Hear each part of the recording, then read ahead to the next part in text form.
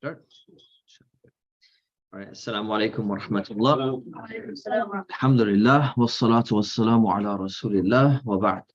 So welcome to week 4 of our class. We have covered the main beliefs in Islam and compared them with other religions. And we've covered most of purification in Islam.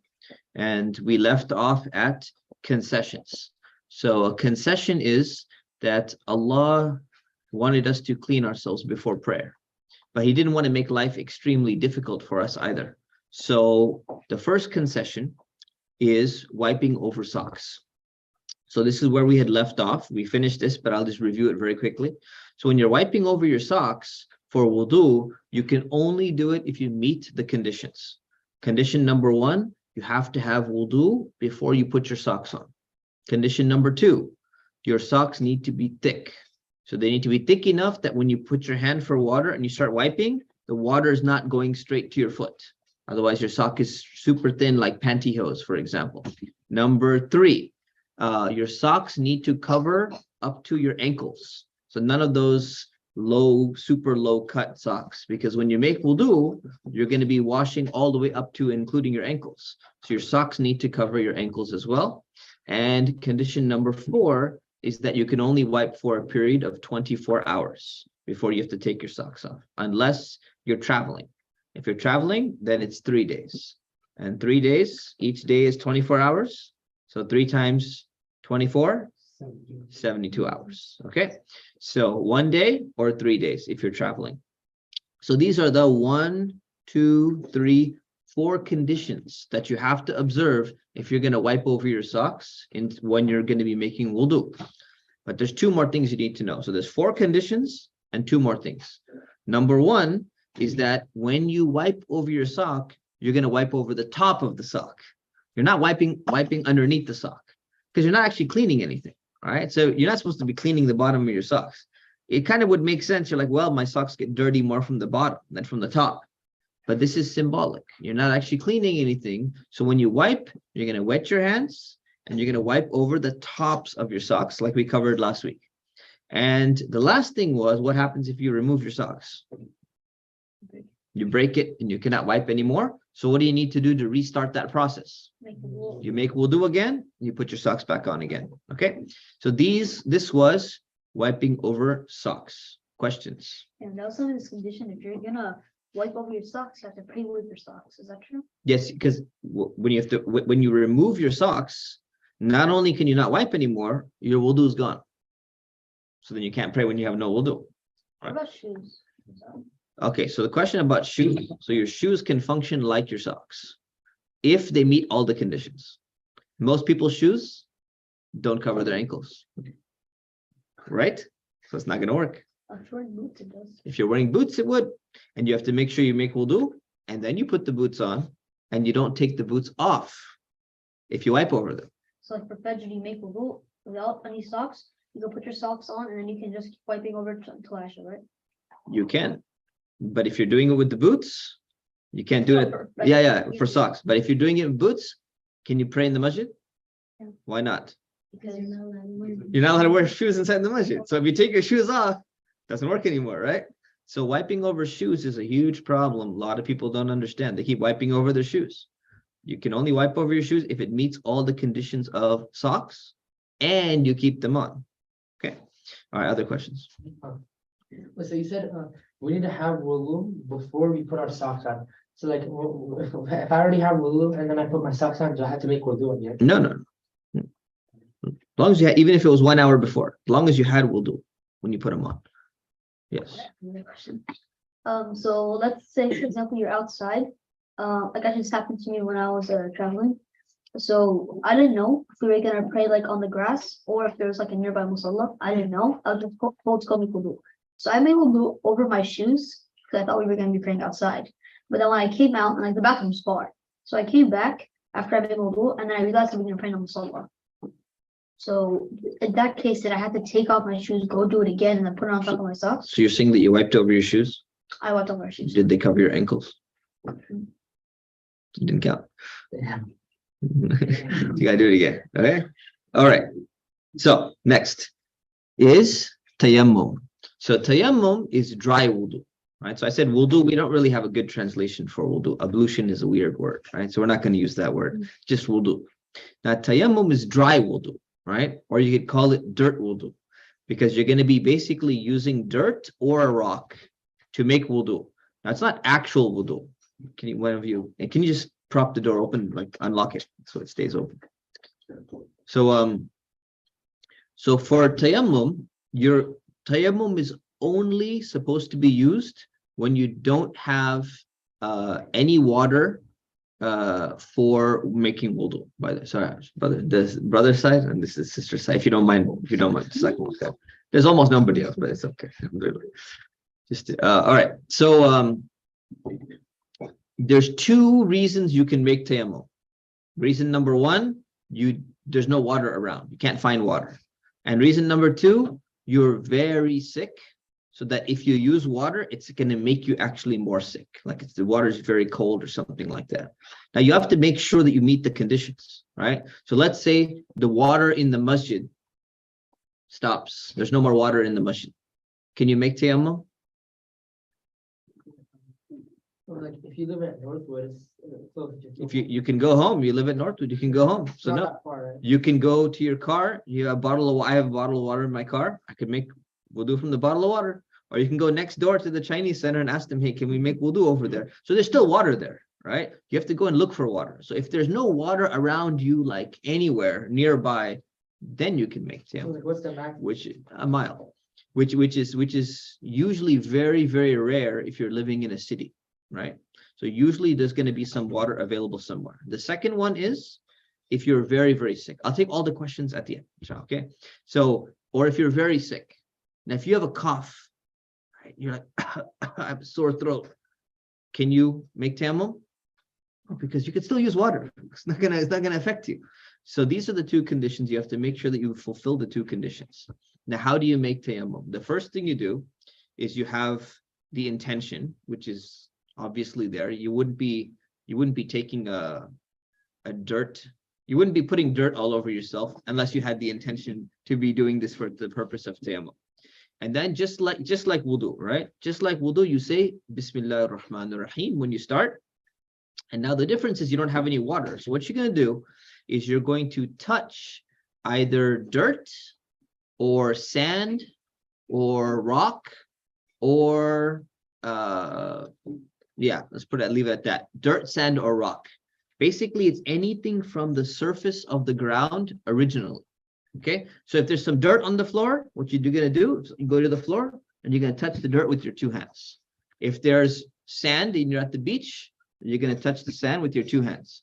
If let's say you have a rock, like a giant rock, like a rock with you, and you're inside, you can touch the rock with your two hands. So you've touched something that is from the surface of the earth naturally, not grass and things like that, but just something that's hard, something that does not burn. Okay. So what you do is after you touch it, now you're going to wipe your face and your arms. But before you do that, what if you touch the dirt and you got like a bunch of dirt, your hands were like a little bit wet, and now it's like all sticky. You can actually blow it off and blow it off both sides, or you can tap it a little bit, but you don't want to like remove everything, right? You touch it, and then you can blow it off a little bit, and then you're going to start wiping. Yes, we need space. Yeah, we're seeing one more chair. That's for you. Move. Go ahead, take the last row. All right, so then now you're going to wipe your entire face, just like you did for wudu. When you made it wudu, how many times did you wipe? Yeah, you washed 3 times. Now, tayammum, are you cleaning your face?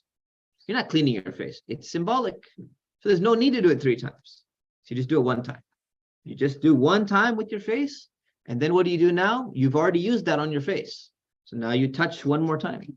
Touch the dirt, or you touch the sand, or you touch the rock. And then you go 1 arm. Make sure your sleeve is off. And then the other one, all the way, including the elbows, and you're done. So all you do, you touch, wipe face, touch again, wipe the right arm first, then wipe the left arm. Should we do it 3 times? There's no point. And you're done. Now you have wudu. Now you go ahead and you pray. Now, when we finished wudu, what was recommended to say after we finished wudu? The shahada, declaration of faith, right? It's the same thing with tayammum. It's like wudu except the water part. Everything in between. You make the bismillah before, you make the dua, you did the shahada afterwards, same thing. Now, when does your tayammum break? If you lose your wudu, you got to make another tayammum. But there's one more thing. If you find water, your tayammum is broken immediately. So all of a sudden, you're walking around and you're like, oh, I'm about to pray. And you're like, okay, let's start the prayer. Someone makes iqamah. Allahu Akbar, Allahu Akbar, ashhadu an la ilaha illallah. And you're about to start and you're like, Allah. Someone says, hey, water's back on. Oh, never mind. Tayammum's gone, you can't do it. What if you're in the middle of prayer and you already started? You did Surah Al-Fatiha and you're already in the middle of prayer. And somebody comes in and says, hey guys, the water's back on. You go, wudu is gone. You go back and you make wudu because now you have water. Okay? So, which is very unlikely. But the point is, if you find water, or if you're healed and you're not sick anymore, you can't make tayammum anymore, so you got to go and do it. Okay?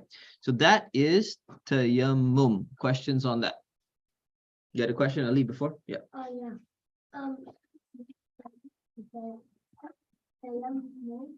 So sometimes there's one part of the body, for example, if you go to a doctor, and there's one part of the body that you can't do. For example, the face. Anything on the face, you still do it with water? We are covering that next. Okay. Okay. Anything else on tayammum? Yeah. Is there any limited time for like tayammum if you don't break your wudu or like? No, it's just like wudu. You can pray 5 prayers with it. You can pray 13 prayers with it. But you probably can have intestinal issues if you hold it that long, right? So, all right. So yeah, you can, and sleeping issues as well. All right. Next is a bandage, right? So if you have an injury, and let's say you have a burn on your face, right? And you're like, if I get water on this burn, it's going to be really bad for me. So what do? You just skip that part completely. You wash everything else and you skip the injured part. Same thing if you have a cut on your arm, and let's say there's no bandage on it, right? And you're like, but if the water gets on into that wound, into that cut, it's going to be bad for me. But you can do everything else. You can wash here, you can wash here. So you wash everything except the injury. You skip that part if the water is going to be bad for it. What if you have a bandage on top of it? Then what do you do? So what you do is you wash everything else and you wipe over the bandage. That's it. If you have a cast, exactly the same thing. You're just going to wipe over your cast. If it's a half cast, you're going to wash this part and you're going to wipe over the cast part, just like a bandage. Okay. Questions? Yeah. Is there a problem when you do wudu with hot water? Because like sometimes it's like really cold, or like putting cold water like in the freeze. Is there like a problem if you do wudu with There's no problem with using hot water or warm water. I mean, maybe there's skin problems, but like from an Islamic perspective, no. You can warm your water up, absolutely. And that's the thing with tayammum too, by the way. So remember we talked about tayammum, if you're sick or it's going to harm you, then you're not allowed to use. Let's say it's really, really cold and it's winter time, right? It's like freezing. You're like, if I need a shower, I need to make ghusl. If I go in the shower, it's going to be freezing and my hot water heater is broken. So what do? I have to make tayammum. Well, no, you don't. You can go to your neighbor's house, or you can get a tea kettle, or you can warm up water, pour it in a bucket, mix it with some cold water and some boiling hot water, and it becomes like room temperature water. And now you can take a shower with it. That's how actually more than half of the world's population takes their shower today, out of a bucket. They don't have showers, right? It's the way it is. Okay, so you don't have to get sick, but you can warm up your water. Okay, other questions? Ali? If you're not able to do wudu or to tayammum, is there another thing that you can do? When would that be? For example, the places where dirt and water aren't there. So the reason why, they're almost always going to be there. But let's say you're stuck in a hospital bed or something like that. Take a rock with you. Have someone bring a rock, and you just touch the rock and you still make wudu. right? Simple as that. I think I missed the part. How do you do wudu with the rock? Huh? How do you do wudu with the rock? Tayammum with the rock. I think I missed that. We were just talking about the dirt. Oh, Dirt. Touch the dirt or the rock. So you just, Or sand. So you just touch it. Touch it. Face, touch it, arms. And can you do that even if there's water? Go back to the video recording. Give you the details. Yes. Yeah. But what if you're in the state of Janaba and then like there's like absolutely no way you could make your water warm or anything? What do you do then? Then you do tayammum. If you can't find any water, you can't go anywhere else, you can do tayammum. Even in the state of Janaba, and you could pray and touch a Quran? Yep. Question? What if you're paralyzed? If you're paralyzed, Then you're not even praying. then you're not going to be able to move, right? So you're not going to be able to pray. You pray and you pray and yeah, you can pray with your eyes. In that case, you're not going to have to make wudu if no one else can do it for you. Okay. Yes. This is a what if question. Yeah. Go ahead. Okay, so this happened to me one time, but I was young, so it didn't really count. I'm in an airplane, okay. I completely forget to pray Dhuhr. And you know, like when it starts descending, you're not allowed to use the bathroom anymore. Mhm. Okay. So I realized by the time I land, and like the next prayer would go off. And I was not allowed to use the bathroom because we were descending. How should I have made wudu at that point? If you had a rock, make tayammum. If not, you pray afterwards. You can't carry it off with on there or something. There you go. You can't. Yeah, you can. Not really. Why not? Security. Or you carry a boulder with you. Yeah, no, small one. All right. So let's move on. Let's see what we're gonna cover. Okay, so that's tayammum. Okay. Any other question on tayammum? Okay, menstruation. The last part of purification is menstruation. So what is menstruation? Menstruation, for the kids who are here, is that basically a woman will get to an age when she starts to become an adult, where her body will start preparing to be ready to have children, to have babies. So there's going to be an egg inside of her body. And this egg is going to be in a certain place in the uterus. It's going to have a lining to help that egg. If it doesn't get fertilized to produce a baby, that lining is no longer needed, and it's going to be ejected from the body and blood will come out. So this happens to women every single month, that their blood is going to be coming out on a regular basis for a few days. So because blood is coming out, there's some rules that Allah has made it easy for women. They don't have to worry about certain things. So a few things. Number one, they are not going to pray when they're having their menstrual period. Number two, they're not going to fast when they have their menstrual period. Number three, they are not supposed to try to have babies and children when they're in their menstrual period. And number four, they're not supposed to touch the Quran. Okay, so this is kind of like not having wudu, but on top of that, there's a few other rules here. Now, sometimes there's going to be blood that comes out because of some sickness, but it's not menstruation blood. Now, if it's not menstruation blood, then these rules don't apply. You can pray, you can fast, you can touch the Quran, but what you need to do is, because blood is coming out and there's some impurity there because blood is impure, what you're going to do is you're going to make wudu for every single prayer time. So for one prayer time, you make wudu, and then some blood comes out. You say, don't worry about it. Go ahead and pray anyways. And then the next prayer time comes, you say, I'm going to make another wudu for that prayer time, and I'm going to do that for the next every single prayer time. There's one more thing that's similar to menstruation. It's called lokia.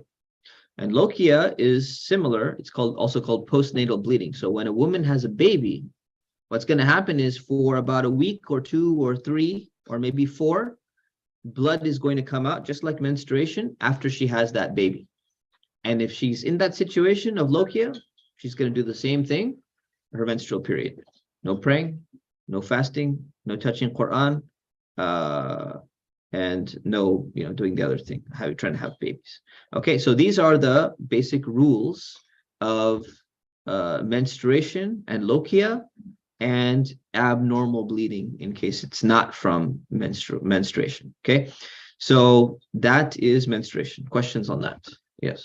No, but what if the woman is a hafila and she's trying to review Quran? How does she Without touching it, she can use a screen or something like that. phone? Yeah, she can use a phone without touching it, Without touching the letter? without touching the letters. Recite. Touch the Quran. Use a mouse. Yes. No question, but just additional information. When a woman becomes a certain age, she no longer has her menstruation. Yeah, exactly. So there's something known as menopause, where basically after a certain age, she doesn't have her menstruation period anymore. So that stops around like 55 to 65, depending on the age. And menstruation usually starts between not about age 8 to 14 in girls. Right. That's around the time when it starts. Every girl's a little bit different. We're going to talk more about that in a bit. Yusuf, question? No? Okay. All right. So, any other questions on this? Menstruation, Lokia? This is connected to purity and praying, right? So, yes, Yusuf.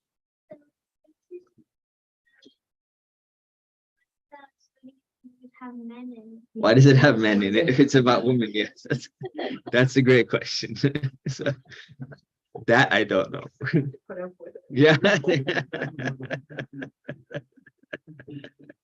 Yeah, so that's so the word menstruation comes from menses, and maybe it's a Latin word or something like that, but it's not actual from the word men itself. Okay, great observation though. Okay, didn't notice that before. All right. All right, let's move on to prayer. Okay, so now we talked about purification and all of that stuff. We talked about wudu and ghusl, the Islamic shower and Islamic bath and all of these things. It's all connected to prayer so that we can actually pray, right? So it's all connected to what you need to do before prayer. So now we're going to talk about prayer. So why do we pray, right? What's the reason? Why do we even pray to Allah in the first place? Worship him. Gotta raise your hand. Yes. To connect with Allah. What does that mean to connect with Allah? Basically, it's the way of talking to Allah. Way of talking to Allah. Okay. Okay. What else? Worship him. To worship Him. Okay. What does that mean exactly? He commanded you to worship him. I know, but what does that mean? Ask average person, like, what does worship mean? Gotta define it. Yeah.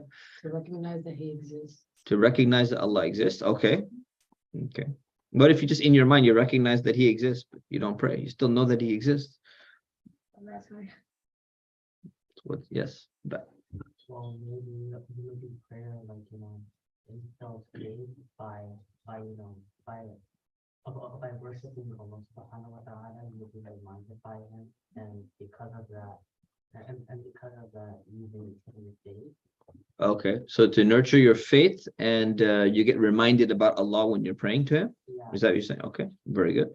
All right, what else? Yes. Because he commanded us to. Because he told us to pray to Him, exactly. We follow what he And we says. follow what He says. He told us to pray to Him as well. Very good. Huh? One of the pillars of Islam. It's one of the pillars of Islam, one of the most important things in Islam. Okay. So these are all correct. So one, it's to show respect to Allah, because Allah created us. So we're praying to show that, that we love Allah and we respect Him and we thank Him for creating us. Number two, what else does prayer do for you? Prayer actually helps you avoid bad behavior. It keeps you away from doing bad things, right? So even if you're, not fully focusing in prayer, it reminds you that, what, Allah's there, Allah's watching, and it reminds you that you need to be on your best behavior. So you wouldn't find, for example, someone says, you know what? Okay, I'm planning my schedule for the day. 1 o'clock, I'm going to pray my Zuhr prayer. 2 o'clock, we're going to meet with all my friends and we're going to go rob a bank. But we're going to finish the job just in time to make it at 3 o'clock for the next prayer. Wouldn't make sense, right? Feel like, why are you praying if you're going to be doing so many bad things? So if you think about it, usually people, they do bad things because they're forgetting that Allah is watching them, right? If you're remembering that Allah is watching you, you remember you have an appointment with Allah, it helps you prevent you from doing those bad things. Okay. In addition to that, when you pray, it actually purifies your sins. So it cleans your sins. Any bad deeds that you've been committing, if you said a bad word, if you, told a lie, if you did something you weren't supposed to do, every single time you pray, it actually helps remove some of those sins when you perform that prayer. And lastly, what it does, it defines a person who takes Islam seriously and someone who doesn't take it seriously. Right? If someone is Muslim and they say, well, I'm Muslim, but then they don't really care about their prayer at all. How serious are they about Islam? Right? Prayer, after believing in Allah and believing in the Prophet Muhammad in the Quran, the most important thing in Islam after all the beliefs is prayer. It's the number one action. So if you're neglecting your prayer, or you're lazy about your prayer, you're like, yeah, I pray when I feel like it, I don't feel like it sometimes, it means you're not really taking Islam very seriously. Okay, so that's prayer. Questions about that? Yes. So you were saying that, what's it called? That prayer removes some of your sins, Yes. but isn't already before you pray, you have to be on wudu, and wudu already removes all the sins? Wudu remove some of your sins. And the prayer removes some sins too. And the Prophet actually said, he said, if you had like a river in front of your home and you were to wash from that river, you'd be super clean, right? If you did that 5 times a day, wouldn't you be super clean? Like showering 5 times a day. This is every time you pray, it's like having that river, and it's like washing off your sins. So removing the sins every single time you pray. Okay. All right. So that's why we pray. Now there are 5 prayers in Islam every single day, right? With what's the one holiday from prayer that we don't have to pray? Which was it? Which day?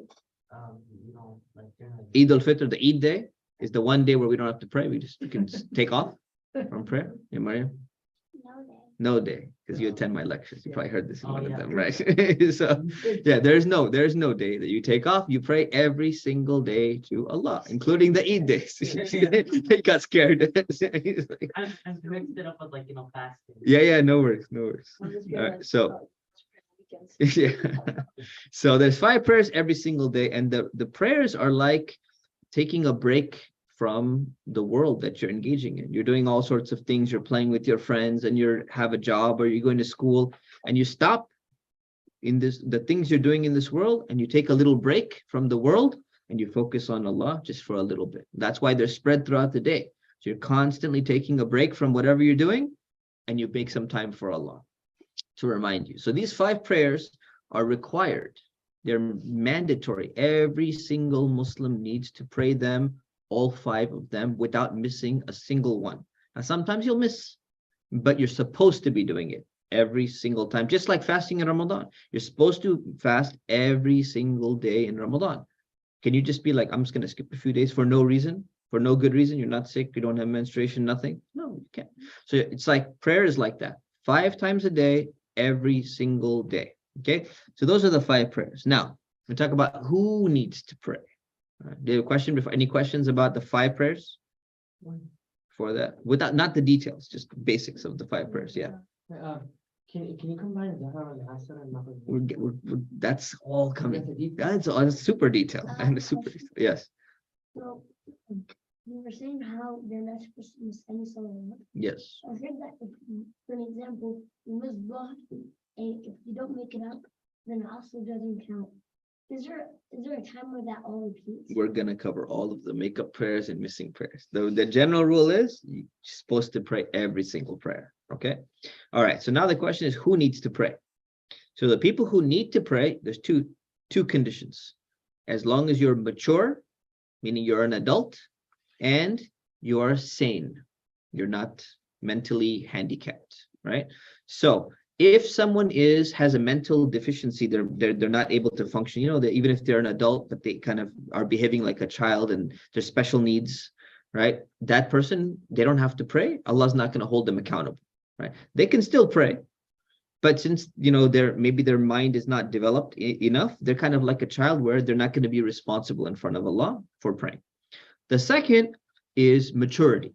Okay. Now, maturity in Islam means that you've reached the age of puberty. And what puberty means in Islam is that there's in American law, they say you become an adult when you're how old? 18, right? So they say 18, you become an adult, right? And some people say when you're some countries, they say when you're 16, right? You're allowed to drive a car when you're 16. When you're 18, you're allowed to do some other stuff.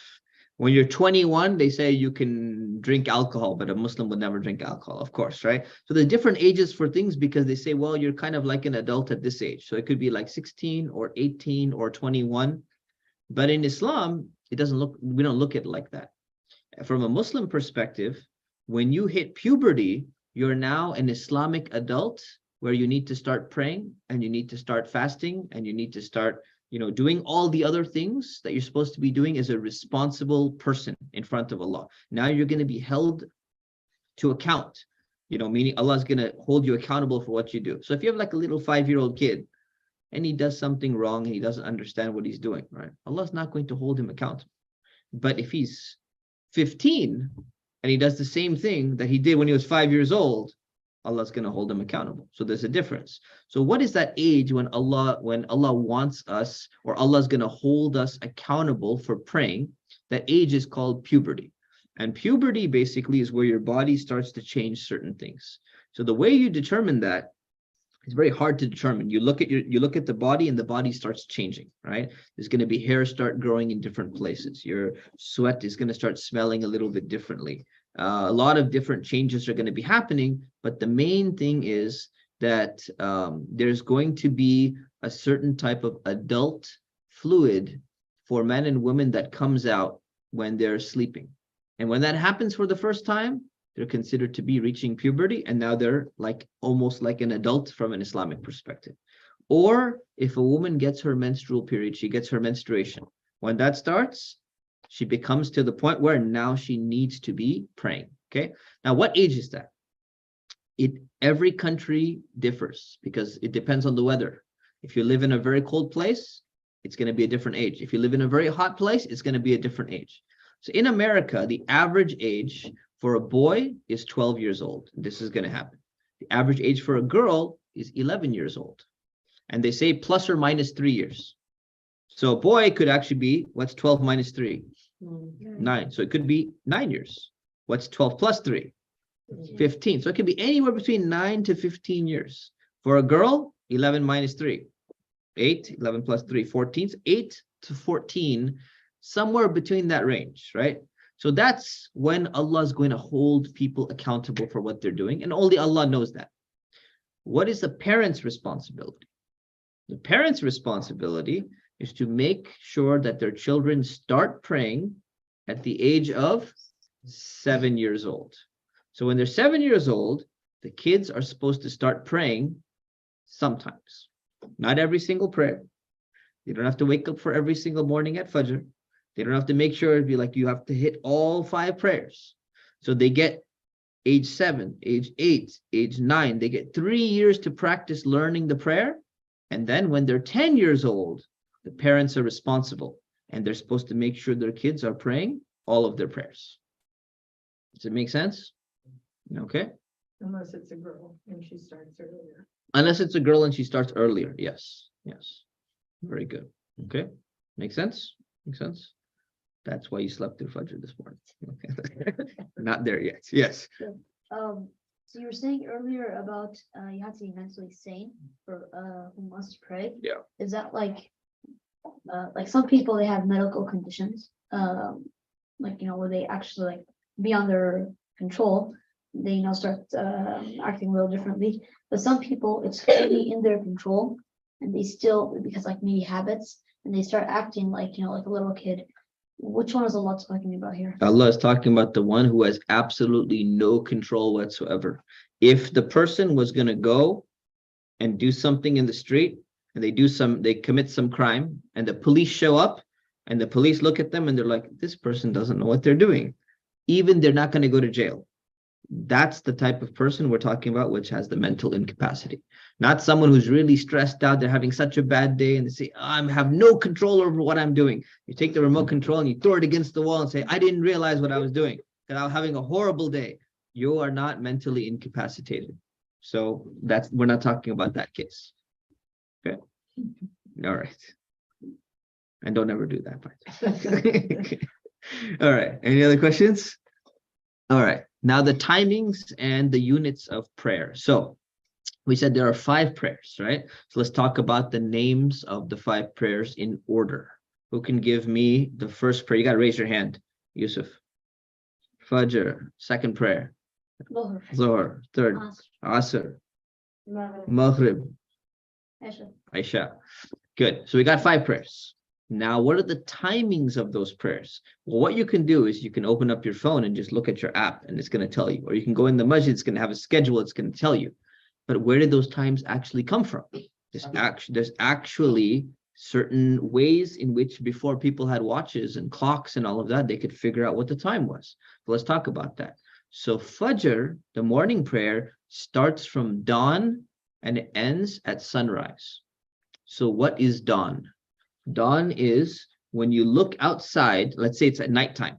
If you look outside and you're looking outside, it's really, really dark. And if you were if there was no buildings and you could just see really, really far, and the first time you see a little bit of light, it's going to look like a line of light. The first line of light that you see, it's called dawn. That's when Fajr time comes. So if you look outside your window, right, in your house, are you going to be able to see that line? Why can't you see the line? There's too many buildings around you and stuff like that, right? So you won't be able to see it, right? So if you look outside, it's going to look very dark.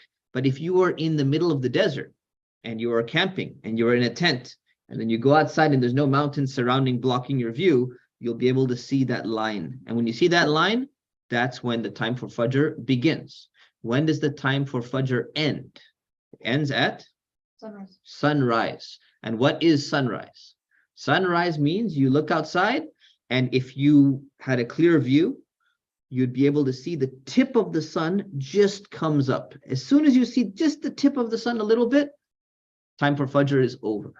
Right? So in between, there's going to be some brightness in the sky between these two periods. It lasts about an hour or 2 hours. That is the time for Fajr. Now, praying Fajr takes like 5 minutes, 10 minutes. But how much time do you get to pray? Like an hour or 2 hours, right? So that is the time for Fajr. Let me finish all the prayers, then I'm going to cover. Okay, number 2, Zuhr prayer.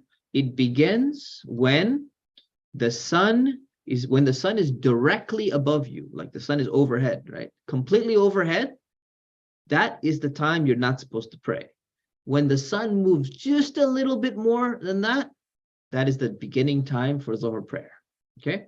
So what happens is usually if you're at the equator and the sun is directly above you, if you look down at an object, it's not going to have any shadow. And then what's going to happen is once it moves a little bit more, it's a small little shadow is going to start again. So what they used to do in the time of the Prophet, peace be upon him, they used to have a stick, and they would put the stick in the sand and they would watch the shadow to see what the Zuhr time is. So that before the time starts at Zuhr, before noon, there's going to be a shadow. And the shadow is going to get smaller and smaller and smaller and smaller until it stops, or there'll be zero shadow. And then it's going to start getting longer and longer and longer. As soon as you notice that the shadow has stopped going, it stopped, and then it started getting longer, that's the time for Zuhr has started. And then when does the time for Zuhr end? Same stick in the ground, you're looking at the shadow. When the shadow is equal to the stick itself, that's when the time for Zuhr ends. Okay? There's a little adjustment for equator. I'm not going to get into that. That's my advanced class. This is the beginning class. This is the basics class. So basically when the shadow of a stick is equal to the length of that stick or any object, basically. You can look at yourself. When your shadow equals you, that's when the time for Zuhr is done. Okay? And when the time for Zuhr is done, the time for the next prayer starts. And what's the next prayer? Asr. So the time for Asr begins at that time. So it starts when the shadow equals the object, or your shadow equals you. And it goes all the way until sunset. And what's the definition of sunset? When the sun starts to go below, or when the sun is completely gone below? Completely gone below. So when the sun, if you go to the beach here in California, you can see the sunset. The sunset is when the sun has dipped all the way down. Even the top of it has gone down. You cannot see even the tip of it anymore. That is sunset. So any time between these two periods, you can pray the Asr prayer, but you shouldn't delay. It's not good to delay it, but you can pray any time between these two. So this is prayer number 3. Prayer number 4, Maghrib. It starts right after sunset. So once the sun's down, you can start praying your Maghrib prayer. And it lasts until it becomes night. Now, what is night? So when the sun sets, does it become super dark in the sky? You can't see anything? You can still see the light. The sun is still giving off light, even though you can't see it. It's already gone down the horizon, right? The place where you're supposed to be looking. You can't see it, but the light's still coming out. So what happens is it starts to get darker and darker and darker, and there's going to be a reddish glow, like a red glow inside the sky. Once that red glow disappears and it starts to become darker and darker, that's when Maghrib time is finished, and that's when Isha time begins. So it's nighttime. Okay. So when it's nighttime and it starts to become dark, the red glow is gone, and now there's just like darkness that's remaining, like a little bit of a glow, but it's not a reddish glow anymore. That's Isha time. That's going to continue the entire night all the way until dawn. Anytime between that period, you can still pray Isha, but it's not recommended that you delay past midnight, because then you're just delaying too long. Okay, so that is the time for Isha. So those are the times of the 5 prayers. Now, you're supposed to normally use one of your apps on a phone. If you're a kid, you shouldn't have a phone in the first place, but you can still get the prayer timings, somewhere, right? So go ahead and get prayer timings somewhere, or you can download them and you can print them out, and you can have like a schedule which will tell you what these times are for you. And if you don't have that and you're in the middle of nowhere, you know how to calculate it now, right? Now, if you make any one of your prayers late, if you pray them late without any good excuse, are you sinful? Are you going to be held accountable in front of Allah? Yes, you are. So are the timings of the prayers important? Extremely important. Okay, now questions. Yes. So he said, so I know Fajr moves like a minute, a minute. Who's like, is there like somebody who's actually keeping track of like when dusk happens? Is there somebody For dawn, you mean? Sorry, yeah, dawn. For dawn, yeah. So there used to be somebody who would actually be waiting outside and checking when dawn happened. Now we can actually calculate it in advance. But So it won't be 100% accurate. it's quite accurate, because it depends where you're standing. You're going to see it differently, right? So what you do is you calculate that the sun is a 15-degree angle below the horizon, and when it reaches that, that's when you know the dawn time has come. Okay. Okay. And then, Yes. Next question. So there are places in the world, like Norway, for example, where it's sunlight all the time. And it never goes dark. In some seasons, yeah. So what you're gonna do in the case where you can't see these things, you go with the nearest normal country. Ali. You were saying that before God, by widows, and when the sun is exactly where there's no shadow of an object, we shouldn't pray in that time. Is there a reason for that? Yeah, the reason why you don't pray when the sun is directly overhead for just like a few minutes is that's when the sun worshippers used to pray. So we try not to imitate them. We don't pray at sunrise, exactly at sunrise, exactly at sunset, and not when the sun is directly above you. Okay. Other questions? Yes. Okay, so, in the Hanafi madhab, I think, the Asr is a bit later than the It's- other one. 2 shadow length. Why is that? Long story for the basic class. I'll tell you afterwards. Yes. Is there a specific time it's better to pray? Like, if it's better to pray earlier, but if you can't pray earlier, is it bad to pray later if you can't, or it should be like prioritized prayer? So there are some prayers have recommended times within that time frame. Some of them are recommended to be at the beginning. Some of them are recommended to be in the middle. Some of them are recommended to be at the end. Okay. So because it's just a basic class, I'm not going to go into those details too much, but some of them are more recommended than others. To give you the most basic one, it is recommended to pray Maghrib early, and it is disliked to delay the Asr prayer. Those are the 2 that you need. And it's disliked to delay Isha past midnight. Those are the 3 that you need to know. Okay. Yes. in regards to Maghrib, so is I sort of like under the impression that you have from when the moment the sun touches the horizon until the sun is completely out. Is that true or no? Wait, for which prayer? Maghrib. The moment the sun touches the horizon, The yes. sun is big. Yeah. So when it goes down, sunset. Like, do you have the moment you pray, like the moment it starts hitting the horizon? No. It's still Asr time. The sun has to completely go down and set all the way before Maghrib time starts. Okay. We got a question from Zainab online. Yeah, so I go to a public middle school, and over there, there's no like room for like praying or like doing something that you want to do in private because all the classrooms are usually like taken up or occupied. So what do I do for Zohar prayer? Because I'm in school at that time.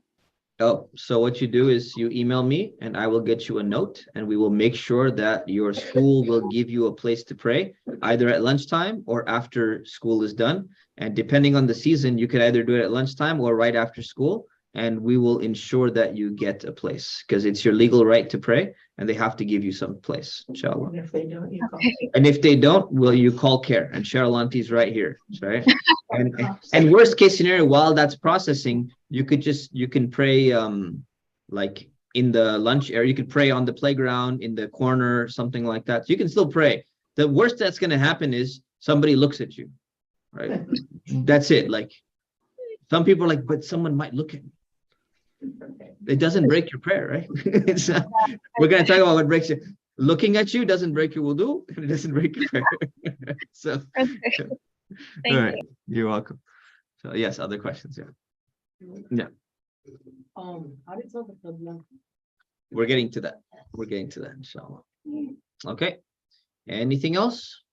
I think that like it's the whole time they live in rush sometimes at work. So try to pray only salat only. Sometimes they like pray later or has to be. No, that's fine. Yeah, you can do your sunnah later or something like that, but you should only at work, just do your mandated one. Yeah.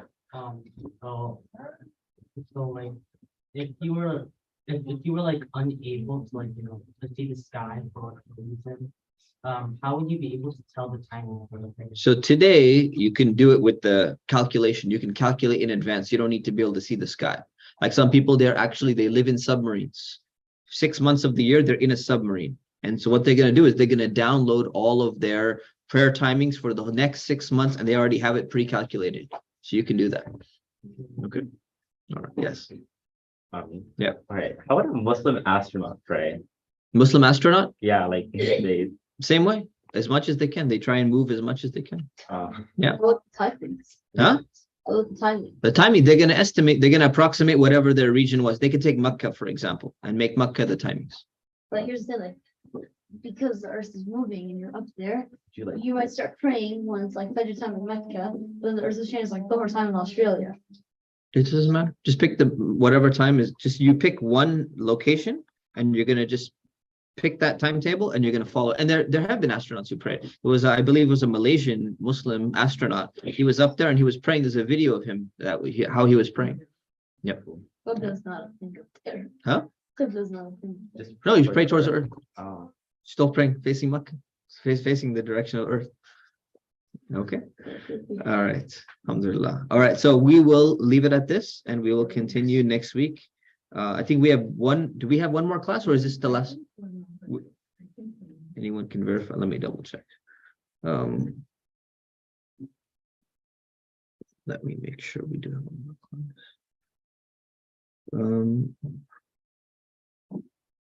I show one. Yeah, I see one more in my calendar. Yeah, so we got one more class, inshallah, before we break. All right, so we will see you next week. Subhanakallahumma wa bihamdik, ashhadu an la ilaha illa ant, astaghfiruka wa atubu ilayk. Assalamu alaikum.